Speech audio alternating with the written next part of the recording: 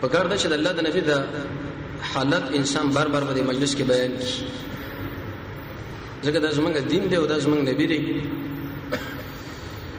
او زمونږ د ایمان په هغه وخت کې ایمان جوړیږي تر څو پورې د خپل نبی نه پوهیږو. که چېرته دغه نه موږ پوه نه وو، که څومره دعوې موږ د یو شي ته محبت وکړو نو موږ به دروغجن وو او زمونږ ایمان به د تقوی په طرف باندې روانېږي نه. د سلفو طریقه دا و چې په مجلسونو جوړول او د رسول الله حالات به پکې تشریح کول، صحابه او تابعینو به خاص کر چې کله د الله نبی دنیا نه رخصت شو چې دا رقم انسان او د اخلاق او د اعمال و.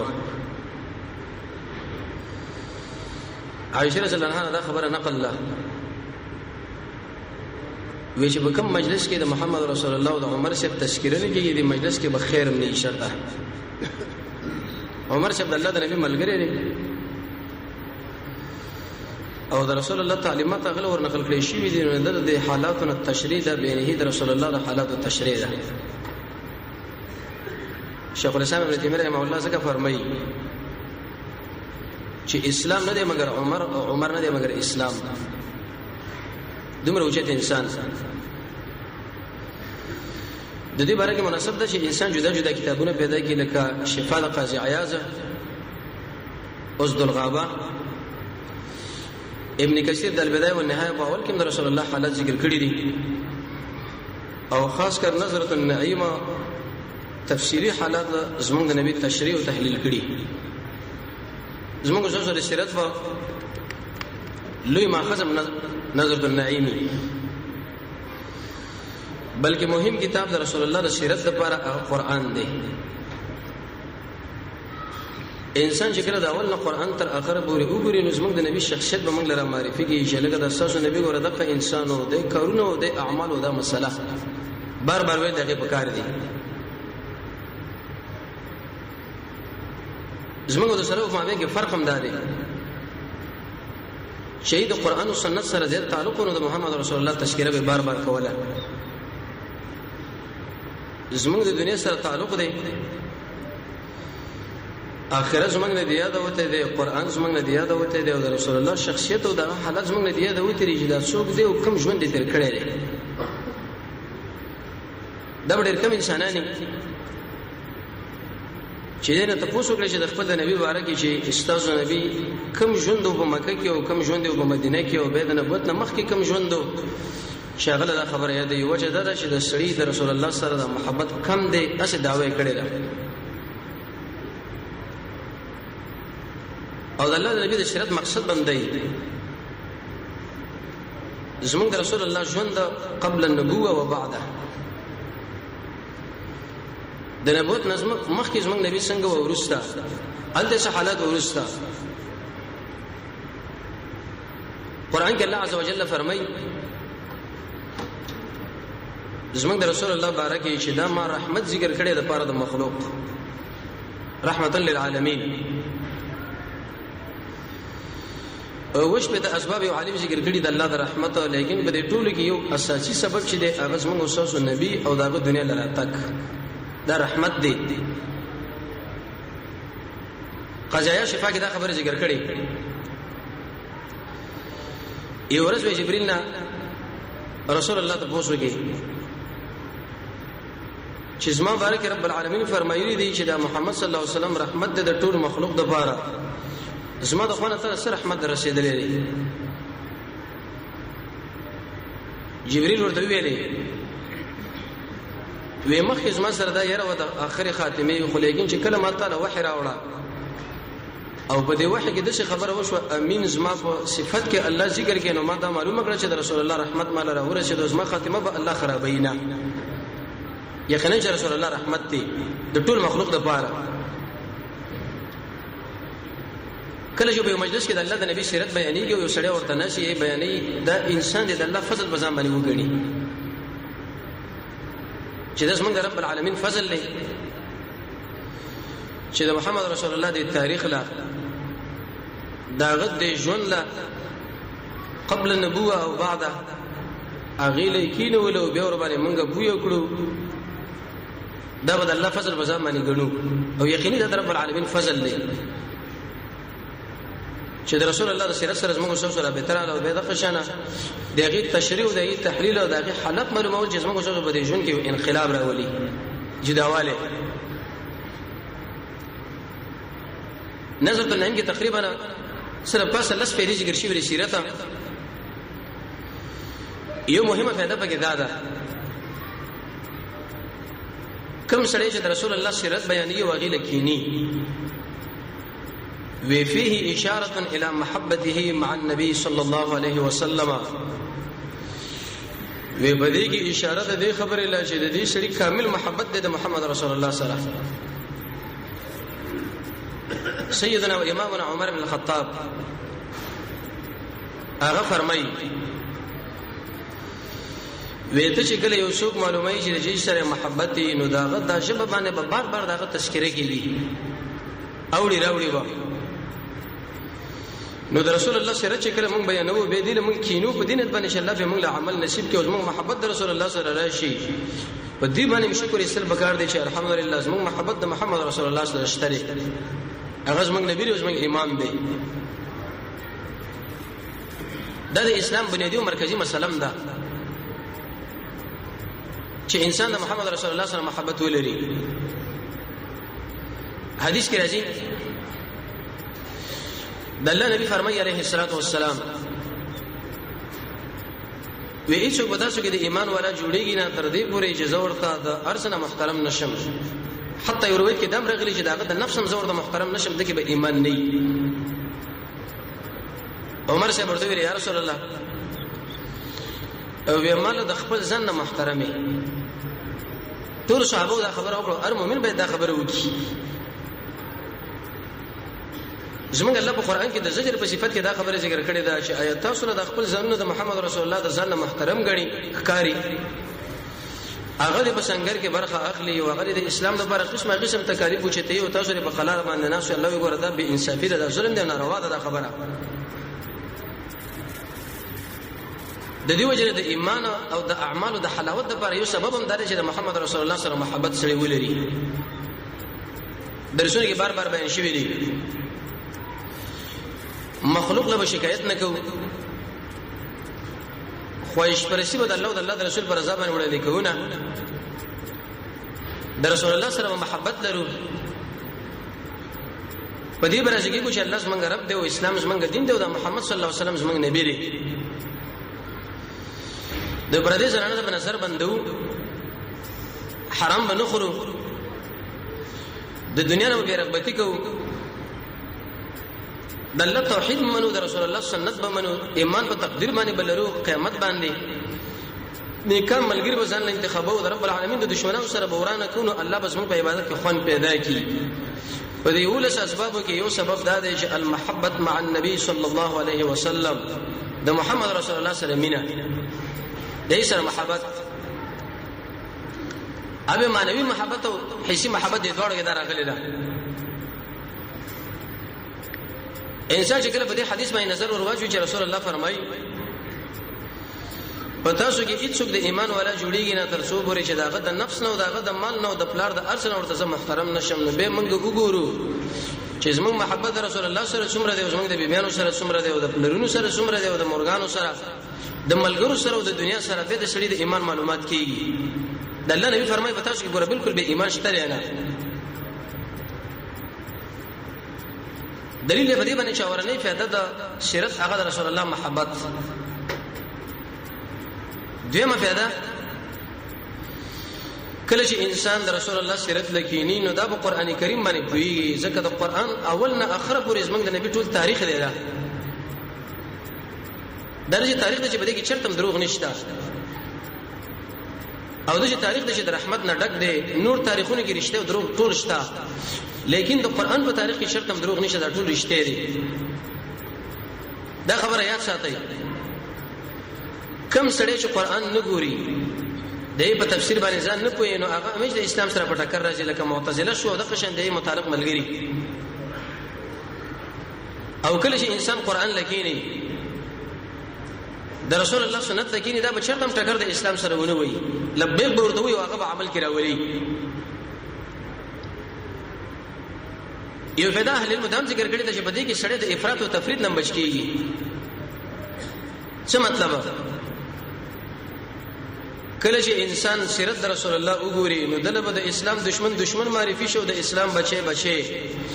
به د اسلام د بچي سره د وروري اعلان وکي او د رب العالمین د دشمن سره به د دشمنی اعلان وکي، هغه سره به دوستانه کوي او د اسلام د بچي سره به دشمنی به نه کوي. افراط او تفرید نه سړی به بچ کیږي. الوسطیه دیو جن شیخ الاسلام ابن تیمیه رحمه الله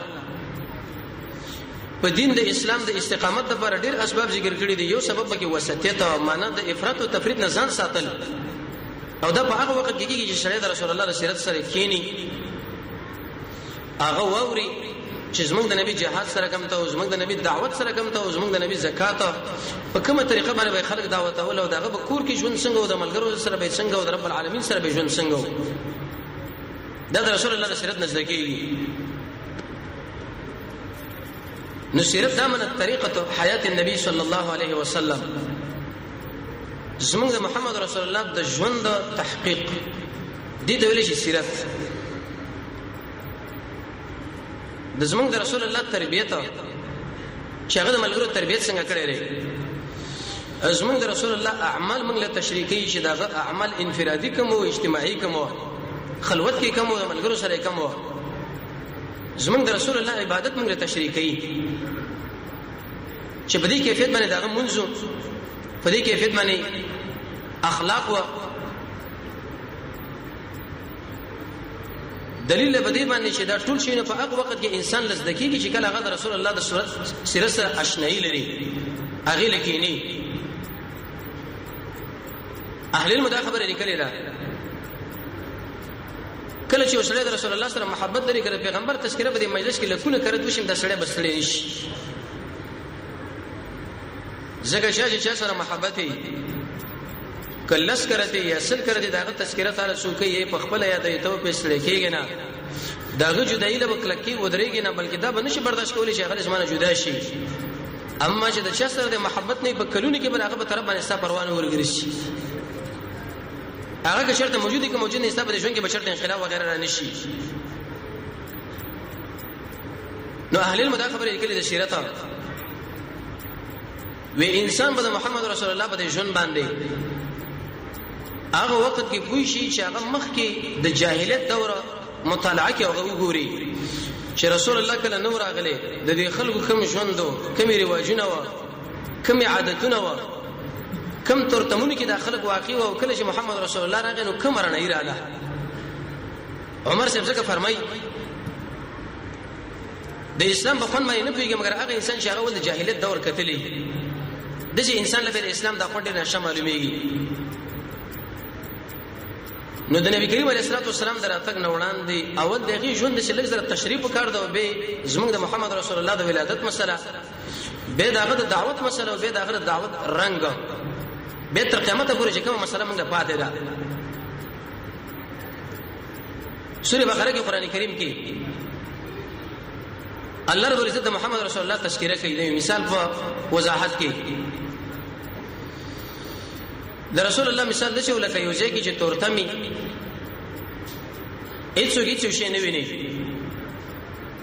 لیکن یو رڼا والا سړی راشي او بدیجه کې د رڼا بل کې دی هر سړی له دروازه مو کوي او هغه د اشدان مو کوي او د فرش مو کوي، د خطر شی مرته وکي او د کامیابی شی مرته وکي او د خلکو هیڅ مخالفت وکي د رڼا والا لاړو بل کوټه کې ځان رڼا بل کړه، تاوان درنا والا ونه کې بلکې هغه خلکو تاوان وکي چې شی مخالفت وکي. زموږ محمد رسول الله راغی مکیلا مکه کې د توحید او سنت رڼا بل کړه، د مکه مشرکانو دغه مخالفت وکي هغه لاړو مدینه منوره له مدینه النبی له او باغیزه کې درانه د توحید بل کړه تاوان چې وکي د مکه والا وکي. مخکې حالت چې کله انسان معلوم کې به د رسول الله د ژوند په حقیقت باندې کې پويږي، هغه په دې کیفیت باندې حدیث کې راځي نبی کریم علیه الصلاه والسلام فرمایي د دې مخلوقاتو د پیدایش نه وړاندې کان الله رب العزت موجود ولا شيء معه، هیڅ د الله سره باغه وخت کې نه و. دا قضیه چې د سیرت را شروع کړي شنو بعد دغه نه په حقیقت باندې پوي مونږ چې کله پیدا نو د ازمکه او اسمانونه پیدا نه و یوازې رب العالمین او د رب العالمین سره به هیڅ شریک نه و ليس معه سوق سره نه و بل وخت کې راځي چې ولا غیره د دې وجه 500 کاله مخکې د ټول مخلوقاتونه الله رب العزت قلم پیدا کړي واغلي ویل چې اكتبوا لیکا د قیمتي شی دا قلم دا الله نعمت دی ویل چې شی ولیکما د انسان تقدیر ولیکو د مخلوقات د تقدیرات ټول ولیکلا چې مخکې درسونه کې دغه معنی لغوي او معنی اصطلاحي هغه انسانان چې په تقدیر کې خبرې کړي دي او د تقدیر فائدې او اقسام د تقدیر دا ټول بیان شوی دي دی ولیکل به دا قلم د پیدایش نو وروسته دي مخلوقات د زمکو اسمانونو د پیدایش مسله برابر کړه دا رب العالمین جوړ کړه حدیث کې راځي رسول الله فرمایي چې رب العالمین عرش مخکې بده اوبو باندې و ابن کثیر فرمایي چې زمنګ الله به پاګه باندې باد راوالو زونه دغه نه ولګیو چې شو د نور زمکا د نور بل چې منجمد شوي کلک شوي د لګینه بر اسمانونو جوړ کړو دغه تشکیل د دې نور شو نه به د زمکه مسله به شکل د زمکو اسمانونو جوړ شوی د پاسه به کرسی او پاګه باندې زمنګ رب العالمین عرش الله رب عزت د عرش سره ضرورت نه لري خو لیکن دې کې زمنګ الله عظمت دی چې د عرش څومره دی ان شاء الله کله په دې باندې خبره کوو د څه شي نه جوړ دی او دا څومره ستنی لري او د هر ستنی ټول څومره وګدواله د یو کوی رب الکوج پرې دې به څومره اندازه را او د عرش رب العالمین څومره ملائک مقرر کړي دي او د اقم ملائکو قطو اندازو مقدار څومره دی رسول الله فرمایي چې د غد د نرمینه تر وګي پورې تقریبا وسو وکاله دغه مسله دومره لوی مخلوق بل روایت کې دا راځي چې د شي ملائکه دي چې وګي د عرش نه د پیلانه تحت السرا کې 500 کاله ورسته به الله رب العزت اسمانونو او د اسماء کې دا شي نه جوړ کړل دیګه به خوراکونو تنظیم برابر کې او د سکاګه د بوټو د حیواناتو تقریبا بعض علماء دا خبره ذکر کړې ده چې اتل زر انواع د حیواناتو الله رب العزت به پیدا کړل څو وی لزر دا شین الله رب العزت د اسمانونو د پیدایش نورسته پیدا کړ په جدا جدا ترتیبونو باندې څه په یو سبب بل د دې خوراک مسله رب العالمین برابر کړ وی ویل هر یو شی چې به مقدار د په اندازه باندې دی هوا په اندازه باندې د زمکو اسمانونو د پیدایش په اندازه باندې د اوبو اندازه د لګیاګانو خپل اندازه د حیواناتو د انسانانو د جناتو خپل اندازه د شي بنې چې شری په وجه کې زیات پاتې شو بل د کم پاتې شي دا څومره اوبو چې انسان ګوري او دا څومره بارانونه چې ګوري او دا څومره ګردونه چې ګوري او بادونه چې ګوري دا ټول څنګه الله په اندازه پیدا کړی دي مقدار علم الله سره دی نباتات پیدا کړی تقریبا شي 8000 انواع جدا جدا بوټي اهل المدارک کړي دي چې دا پیدا کړ څنګه الله د وجه ضرورت نه به په دې دوه ورځو کې د اسمکو اسمنه سورې قاف کې الله رب عزت دغه مسله ذکر کړې ده دې پیدا کړه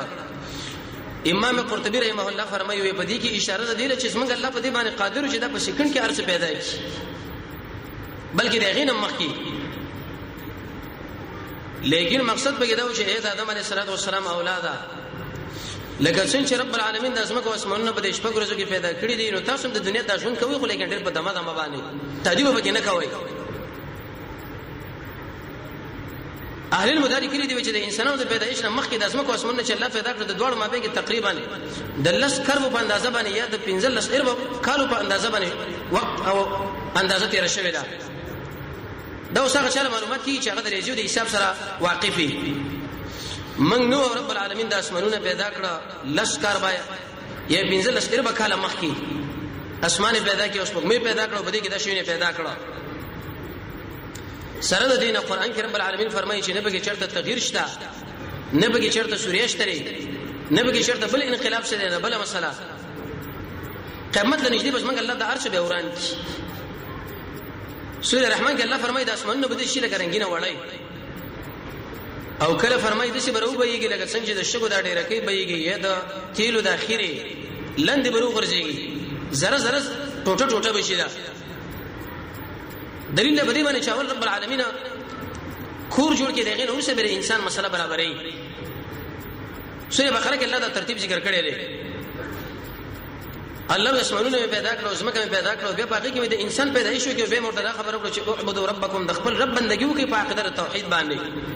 دې به راوسو یو ورځ کې دا چې ملائکه به امر وکړي چې تاسو خاور راوړئ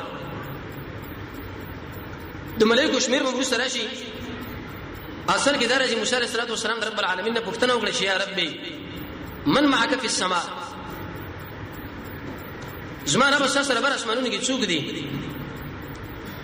وی ویلې چې ملائکه دي زما ملائکه وی رب دې بشمیر څومره وی دولس قومه وی د یو قوم شمیر به څومره وی په دې اسمه کې چې دا څومره شي کې د خاورې دي دا ذرات چې حساب کې د یو قوم شمیر دومره دی نو دا ولس قوم چې جمع شي دا به څومره د یو جبريل شپږ سو وزري دی د څه وزري چې چرته یو وزر کولو کې رسول الله فرمایي مشرق او مغرب دا ټول لاندې کوي خاورې راوړل به باغی رب العالمین وبو واچولې او حدیث کې راځي چې رب العالمین په خپل لاسونو باندې دا واغله خلقت بيدي دا په خپل لاس باندې به پیدا کې اکرام له د انسان د اکرام د پاره د رسول الله په سیرت کې د آدم علیه السلام په پیدایش کې به د عقیدی مسله بیانېږي هغه دا چې د قران او سنت نه څومره صفات د رب العالمین موږ تاسو زده کړې دي موږ په ایمان موږ به منو بغیر تاویل او تشبیه او تحریف نه به کې تاویل کوو نه به تشبیه کوو چې لکه ید مراد قدرت دی او پلانې دی او پلانې په خپل لاسونه باندې پیدا کړي دین ورسره به آدم علیه السلام کلبوتی برابر کړي کله څنګه الله فرمایي د خاور نه پیدا کړي کله وې د خټ نه پیدا کړي کله وې د دې کودونی نه بدبوغونه به پیدا شو جنت کې به آدم علیه السلام د کلبوت پروت لیکن روح پکې نه و ای خدای شوی زمونږ رب العالمین د سنو د کو د خلی د سره د سرغو د غاخونو د شبي دنه په بدن کې چې دا کم ترتیب دی دا ټول الله رب العزت په خپل برابر کړي د دې وجه قرآن کې رب العالمین فرمایي چې حل اتا راغلی و په دې انسان باندې د شي وخت چې هیڅ هم دانه معنا ده چا په جندلم نه چې د انسان څوک دی څوک نه دی او شکل پیدا شي چې زموږ رب العالمین مقابله شروع کی کله الله نه انکار وکړي لکه عام دهریو چې انکار وکړي چې الله شته نه کله برخداران رب العالمین سره شریکان جوړ کړي چې الله دې سره دا برخه ور کړی دی بل دا برخه ور کړی دی بل دا کله شیطان رب العالمین سره شریک جوړ کړي چې الله د خیر مالک دی د شر کله ملائکه الله لورین وګڼي کله جنات یو حدیث کې دوه خبرې راغلي دي نبی کریم علیه الصلاه والسلام اوله خبره دا بیان کړې ده كنت نبيا وزن بهما وادم بين الروح والجسد او كما قال وادم علیه الصلاه والسلام چې د ما بین د روح او جسد کې ومانه ده زلف دا شوی نو ملائکه رب العالمین زما تقدیر مسله برابر کړی و چې د اخر زمانی رسول برازي محمد رسول الله عليه الصلاه والسلام دا مقصد بنی چې نبی کریم علیه الصلاه والسلام ژوند دیو دا زمونږ د نبی اکرام دی چې د ټولو انبیو د ټولو انسانانو مخکې دا پیدا شو په دې ټول بشریت کې په دې ټول انسانانو کې په دې ټول مخلوقاتو کې په دې جناتو کې عظیم انسان او د لوی اخلاق او د لوی مرتبه ول انسان چې دغه زموږ سوسو محمد صلی الله علیه وسلم دی دا الله پیدا کړي به د جناتو مسله برابر کړه زموږ د پیدایش مخکې به د زمکه باندې جنات آباد و پیرین دور رب العالمین پیدا کړه اي چې کله بغاوتونه شروع کړه الله به ملائکه راولېږي چې عیسی غوران کې نه ابلیس علیه لعنت هم د ملائکه سره یو قیدو یې د په تایید چې ودر د خور سره کې حسد راغی د اسمن الله د ور پیدا کړی د مخلوق دغه اختلاف د چې دا جنت د جو کې بنسي شیخ الاسلام ابن تیمیه رحمه الله فرمایي صحیح قول په اقوال د علماو کې دا چې دا مکلف دی دا به جنت له ورځي نه به سوال دا ورځي چې دا جهنم له لاړ شي دا په خپل د ور نه پیدا دي یو جواب در چې څنګه الله به دی ور کې د شي طاقت پیدا کی چې دا بدن نور باندې وسوځي لکه موږ هم د خاور نه پیدا یو دا کفتم لیکن انسان چې په اول نشته درد محسوسي دویم جواب خطیب شربینی فرمایي چې رب العالمین بده دي انسانان د جناتو د اندامونو په شان د غوګو کې او د ډوګو کې او د غینو وسوي به ور باندې معذب دې پیدا کړو زګ درې قسم مخلوق دي یو انسانان چې د غوی بلار آدم علیه السلام نومېږي دویم جنات چې هغه پلار ابوالجان او دریم شیطانان چې هغه پلار ابلیس یا دا معنی چې د جنات او شیطانانو ټول پلار ابلیس دی لیکن چې کوم غیر مسلم دی هغه شیطانانو چې کوم مسلمانان دی هغه جنات اره طبقه به دوی کې شته شعبی سے فرمایي چې بده کې معتزله مشته جهمیه مشته مسلمانانو به کې شته غیر مسلمانانو به کې شته دا څنګه الله پیدا کړو ابلیس به کې دا اختیار چې دا په جنت کې ګرځیدو راګرځیدو بار په راتلو د آدم علیه السلام دا بدن شکل ولیدو چې دا ډډو نو وی ویلې وې کچر رب العالمین مال دا طاقت راکې چې بده باندې مسلط شم دا ډېر زر گمراه کا ځکه ډډ دی دا خلقا پیدا کړی شوی دی ډډ اول نه اراده بدلې وي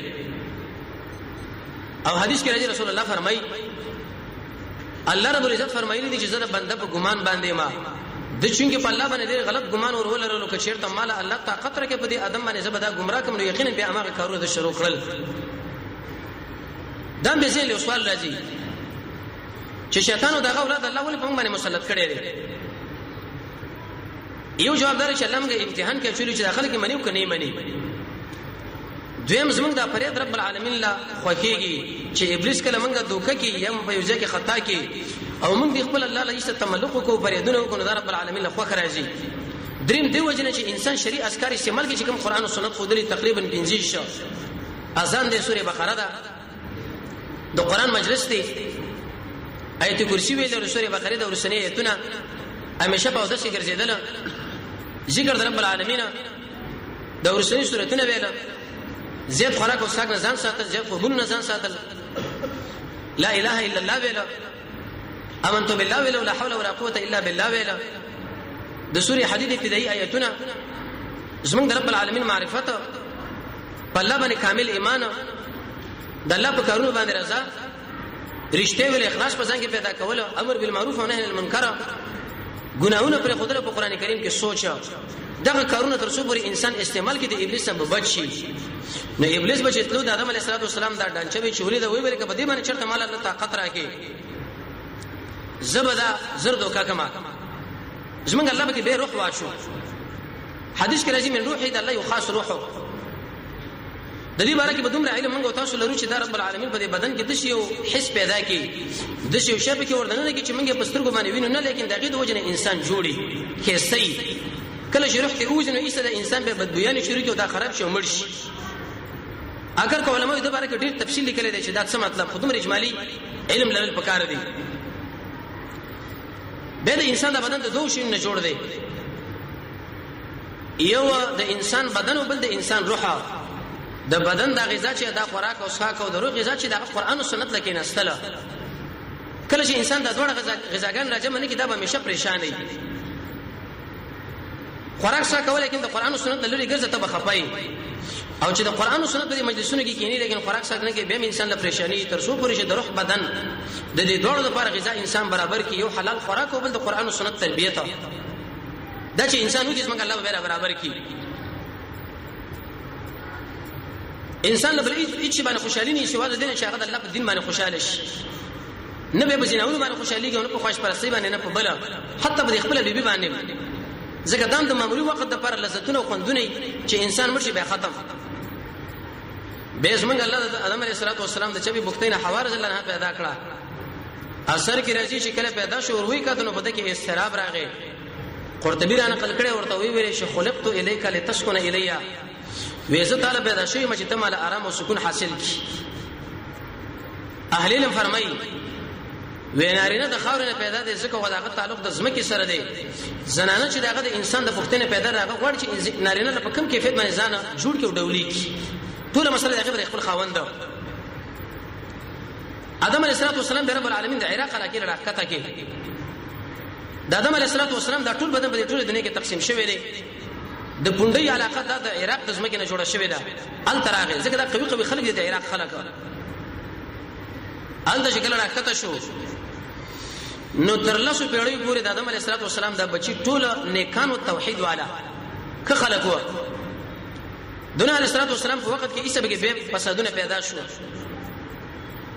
لیکن د لس پیړۍ کې دا ټول چې کوي واځي قابل کله قرانه راغی هغه په دې کیفیت حابل او قابل دې دوړو صدقه وکړه یو د حلال مال نه بل چې د ریا په کې وکړو یو قبول شو د بل قبول نشو ور به برن راغی ایسه غوي وخړو ختم به کړه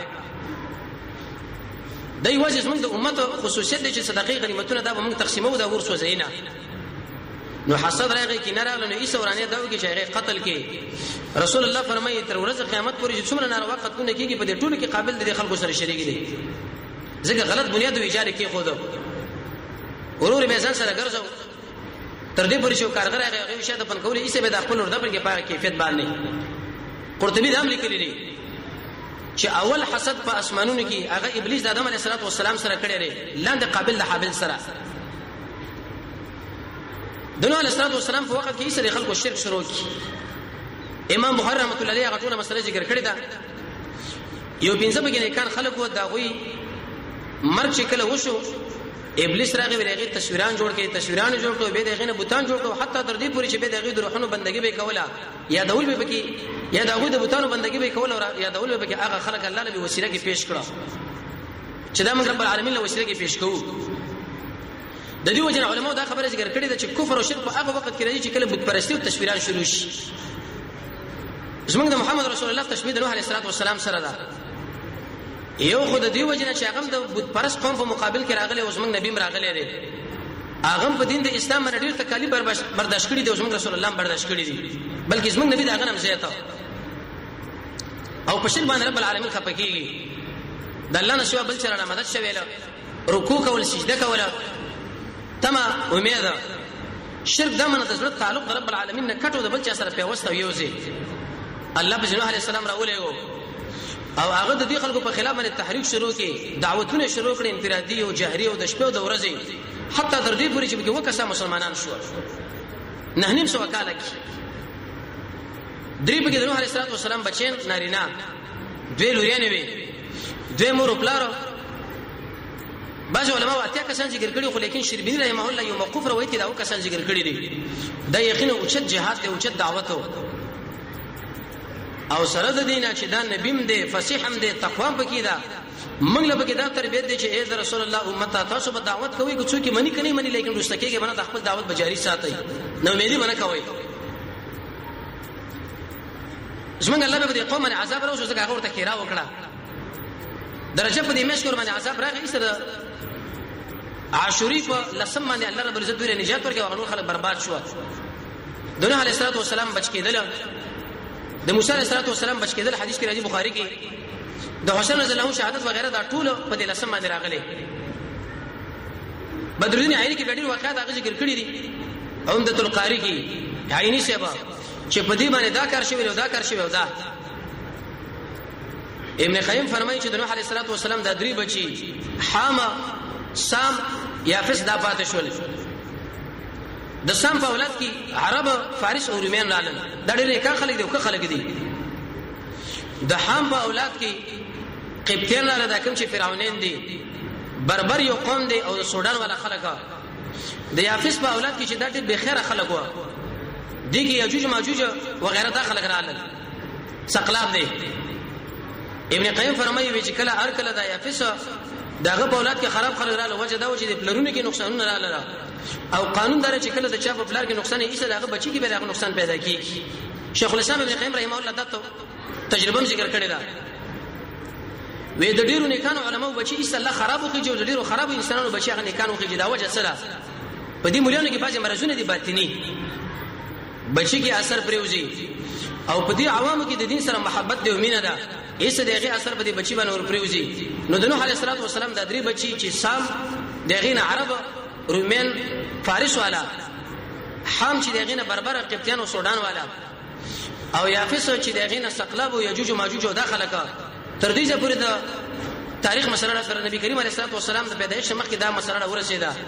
ان شاء الله بل چرشه به ورځ باندې دا خبره بیانېږي چې نبی کریم علیه السلام ولې رب العالمین په دې عربو کې راولېګو عربو کې کوم استعدادونه دي الله رب العزت زموږ سره محبت د محمد رسول الله سره پیدا کړي الحمدلله